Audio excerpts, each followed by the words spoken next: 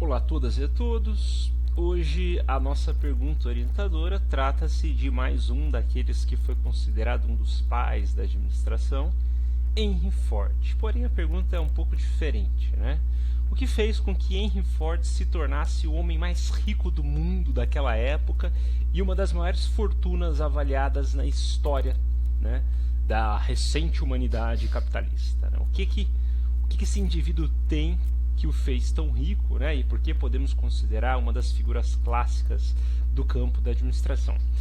Bem, para responder a nossa pergunta, nós iremos explorar o conjunto de técnicas e estratégias que Henry Ford adotou, principalmente no campo da administração da produção e da área de gestão de pessoas, né? E iremos ver como que o modelo fordista se aproximou ou não também das técnicas de Frederick Taylor e Henry Fayol. Tá?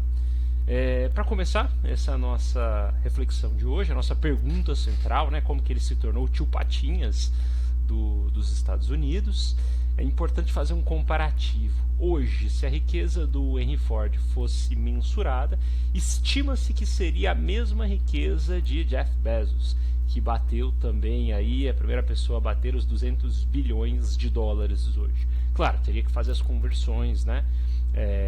Os reajustes inflacionários na fortuna de Henry Ford naquela época. Mas estaria aí primeiro, segundo, terceiro entre os homens mais ricos do mundo. Jeff Bezos está caminhando para ser um dos mais ricos da história, né? E a pandemia tem ajudado, né? Porque as ações do setor de e-commerce explodiram nesse período de pandemia. Enfim, mas o que tem no caso de Henry Ford que nos interessa? Quais são os seus segredos? Vamos adentrar nos segredos de Henry Ford para compreender como que ele se tornou aí um dos gurus da área. Primeiramente, primeira dica fundamental, ele leu e implementou na veia essa clássica obra de Frederick Taylor, Princípio de Administração Científica. Então aquela piadinha que eu sempre falo, olha, se ele leu e usou, vocês estão perdendo tempo de não ter lido o livro que eu já indiquei para vocês nas videoaulas anteriores. Mas essa primeira observação, ele foi um leitor de Taylor, ele usou das técnicas de Taylor naquela época e melhorou os procedimentos que Taylor propôs para o setor automobilístico, né, criando a empresa Ford, o que fez com que ele fosse, né, obviamente, associado a Henry Ford, né, já que é o sobrenome dele, para essa fábrica. Mas o primeiro segredo é esse, né, ele leu Taylor e implantou Taylor, o que reforça mais uma vez a importância desse livrinho de 100 páginas aí que eu indico fortemente para vocês. Mas temos outros segredos também. O segundo grande segredo dele, ele revolucionou o setor estratégico da maneira de produção e comercialização de carros naquela época. Com uma clássica frase, típica de concursos, muitas vezes, ou de provas, né, que diz o seguinte, olha, o cliente pode ter qualquer carro da cor que quiser, desde que seja preto, né? O que ele quer dizer isso? Ele quer dizer que o cliente não escolhe a cor do carro, né? Estou pegando um exemplo simples para dizer, porque o primeiro modelo dele, de fato, foi o Ford T, utilizado a cor preta, né, que era uma produção em massa, mas ele revolucionou o processo de produção, essa é uma imagem, né, do modelo Ford T preto. Mas o que ele fez? Ele revolucionou os conceitos de estratégia. Nós teremos uma aula específica, 2, 3 aulas, né, sobre os modelos de estratégias utilizados, e a gente tem 3 modelos clássicos de estratégia. Estou dando um spoiler do que virá futuramente, né? Temos o modelo de estratégia por diferenciação, o liderança por custo e o customização. Essa é uma tipificação utilizada por Michel Porter, né, um dos clássicos da área de estratégia. Mas enfim, o que significa essas 3 tipos de estratégia? Na época, os carros adotavam um tipo de estratégia por diferenciação, ou seja, era um produto produzido em menor escala, porém com um valor agregado muito alto, já que era um artefato de qualidade, de luxo, e que por ser produzido em menor escala e ser um artefato de luxo, de maior valor agregado, o preço dele no mercado ele era bem elevado. Se ele era um preço bem elevado, ele atendia o que? Uma minoria da população. O market share, ou melhor, o nicho dele, eram os públicos A que tinham poder aquisitivo para se comprar um carro. Então os fabricantes de carro naquela época produziam carros para esse público A. Essa era a estratégia de diferenciação, né? E o que o Henry Ford fez? Ele teve uma outra sacada, ele optou por mudar essa estratégia. Ao invés dele produzir esse mesmo modelo, ele analisou o seguinte: e se eu produzir um carro bem mais barato? claro, com menos requinte, né, com uma tecnologia mais simples, mas bem mais barato. E para produzir, como é que vai ser? Se eu produzir um carro bem mais barato, como é que eu vou ganhar? Eu não vou ganhar no valor agregado, eu vou ganhar no volume, em escala. E aí foi a grande sacada dele. Ele revolucionou a produção, por isso que ele falou que qualquer um pode escolher a cor do carro desde que seja preto, porque ele começou a adotar uma produção padronizada, num grande volume de produção, consequentemente reduzindo os custos e vendendo um carro mais barato, que é o tipo de liderança por custo que nós veremos aí, né? E que obviamente não tem nada a ver com a customização, já que o cliente não poderia escolher o carro, ele não personalizava o carro para ele. Então essa foi a segunda grande estratégia. Ele popularizou o carro porque ele conseguiu produzir um carro em maior escala, em grande volume de produção, porém mais barato. E aí ele se tornou, claro, obviamente, um dos homens mais ricos do mundo. Mas temos outros segredos, não só isso. O que mais que ele fez, né? O terceiro grande segredo dele, para quem não sabe, ele criou uma cidade no Brasil, na região norte do país, que ficou conhecida como a Fordlândia. Qual que foi a sacada dele da época? A sacada dele foi: eu preciso de pneus, né? Então eu vou controlar a cadeia produtiva. Como o Brasil na época era um grande produtor de borracha, ele teve a ideia de criar uma cidade toda estruturada para a produção de borracha, que abasteceria, obviamente, os pneus dos carros dele. E isso fez com que ele se tornasse o homem mais rico do mundo, já que o projeto foi um sucesso. Bem, na verdade não foi um sucesso, isso também não é um segredo. Foi um grande fracasso essa proposta dele. O que aconteceu? Ele começou com essa plantação em 1927, esse é um exemplo da imagem, e em 1945 isso foi abandonado.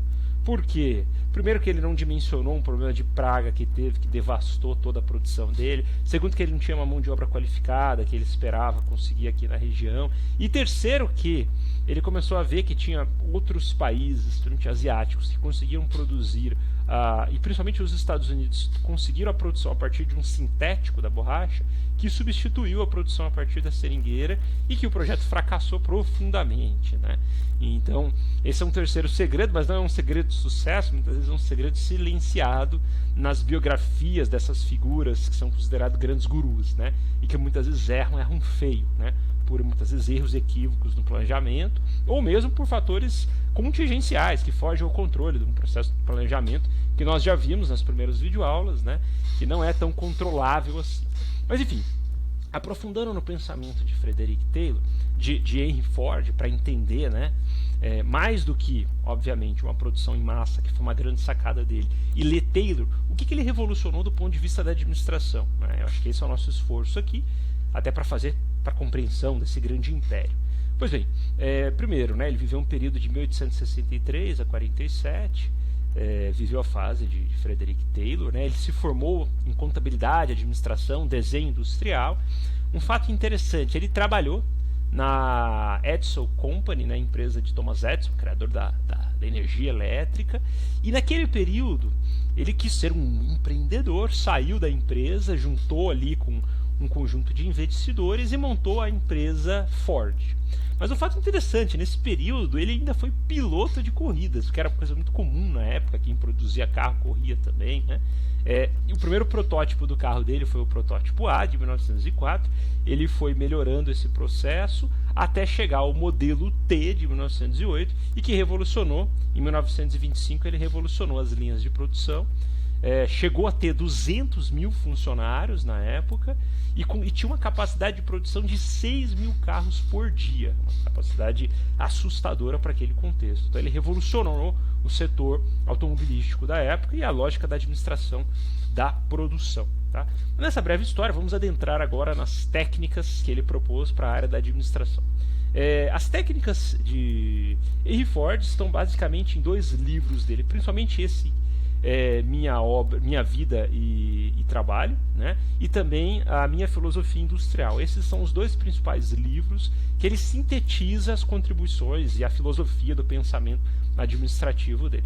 Tem um terceiro livro, né, O Judeu Internacional, que eu vou deixar para o final, que ele não trata de administração, mas ele vai tratar de política e que, consequentemente, contribuiu fundamentalmente para que ele se tornasse um dos homens mais ricos do mundo, né? E que também vai ser muito criticado por isso. Enfim, primeira grande sacada dele, ele mudou a estratégia de produção, saindo da diferenciação para a liderança por custo, mas ele modificou também a linha de montagem. Como era feito um carro antes, né? O processo de um carro era artesanal. Então quem produzia carro até 1910 era uma produção artesanal em que um grupo de trabalhadores fazia o carro inteiro, né? E ele revolucionou esse processo, estabelecendo 3 etapas de produção que estão presentes até hoje no setor produtivo. Primeiro, todo um carro, a primeira etapa dele, tem as cortes das chapas de aço, né, que vão formar o esqueleto, a estrutura do carro. Depois tem a pintura da carcaça e, por último, tem os encaixes dos componentes elétricos. Basicamente, o carro é produzido dessa forma. A grande sacada dele foi, ao invés de fazer cada uma dessas etapas individualmente por um conjunto de indivíduos, ele separou esses processos, serializou esse processo e padronizou, de modo que um grupo de produtores fazia etapa 1, um segundo grupo 2 e um segundo 3. Ele usou aquele processo de divisão do trabalho que nós vimos nas videoaulas de Taylor para o setor produtivo, tirando o processo de produção artesanal da concepção de carros. Professor, então hoje não temos mais produção artesanal de carros? Sim, temos sim, mas isso muitas vezes ocorre no mercado paralelo. Não sei se vocês viram essa matéria aqui, né? Lá se foi a minha esperança de comprar uma Ferrari. Um trio em algumas cidades do Brasil, principalmente São Paulo, começou a falsificar a carcaça de carros importados. Então você poderia ter sua Ferrari, Lamborghini, com um motor de Fusca, obviamente, mas você iria sair na rua ostentando a sua Ferrari.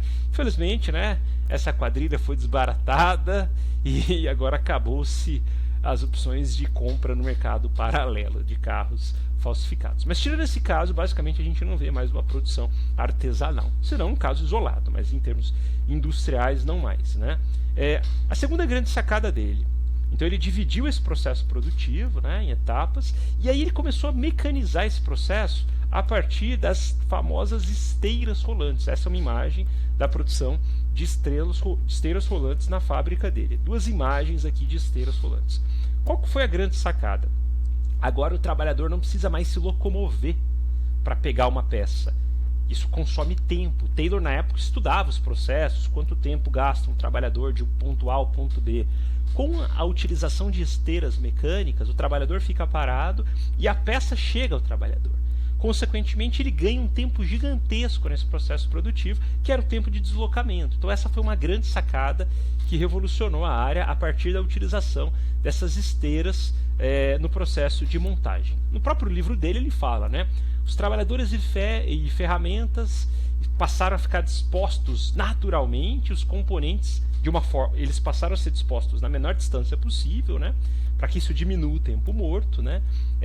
A grande sacada, preferencialmente os planos são inclinados para que conceba um processo rotular e ao mesmo tempo, né, que essas esteiras deslizem e evitem distâncias inconvenientes, possibilitando o que no próprio livro ele fala, né? O resultado é uma economia do pensamento, o trabalhador não precisa gastar tempo pensando e ao mesmo tempo uma redução mínima dos movimentos dos operários.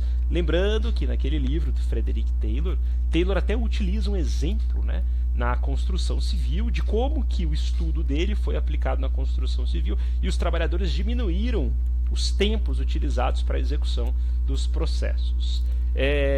Um segundo aspecto fundamental no pensamento de Frederick Taylor foi o que? A mecanização. Então ele começou a adotar não só essas esteiras, como ele começou a mecanizar o processo produtivo, ou seja, utilizar a tecnologia para facilitar esse processo aqui. Exemplo disso, uma produção hoje moderna, você vê que grande parte da produção dos carros utiliza não só das esteiras, mas todo um processo mecanizado. Essa imagem atual aqui, quantos trabalhadores nós podemos observar? Praticamente nenhum, talvez um utilizando o sensor ali para poder manusear ou melhor, utilizar os comandos eletrônicos para gerir esse processo de produção de carros, né? Então a grande sacada de Ford começou nesse processo de mecanização. Aqui merece uma discussão bastante substancial, que é a questão do layout. O que é o layout? O layout é a disposição, já discutindo as questões da administração da produção, é a disposição dos funcionários, dos maquinários num processo produtivo. O estudo de Ford contribuiu para a área do layout da organização para reduzir um termo que eu comentei anteriormente, mas não detalhei, que é o tempo morto. O que é o tempo morto? O tempo morto é aquele tempo em que não é produzido, em que há um gasto de tempo para que uma mercadoria em processo chegue até a outra etapa.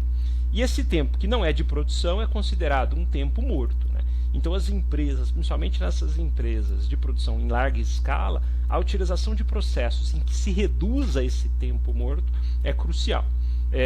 Até a década de 90 nós tínhamos uma área das empresas chamadas organizações e métodos, que era muito comum, né, o esforço de melhoria desses processos. Hoje a gente ouve se falar, né, o termo utilizado no contexto empresarial, geralmente é a área de gestão de processos, que visa muitas vezes lidar não só com as questões de tempo morto, mas com a redução de custo, com as melhorias de processos, seja por meio da tecnificação, seja por meio da aceleração de processos, redução de etapas, para reduzir custos ali. Tá? Essa foi a grande sacada do processo de Henry Ford nas melhorias da administração da produção. Ele revolucionou também o campo da gestão de pessoas.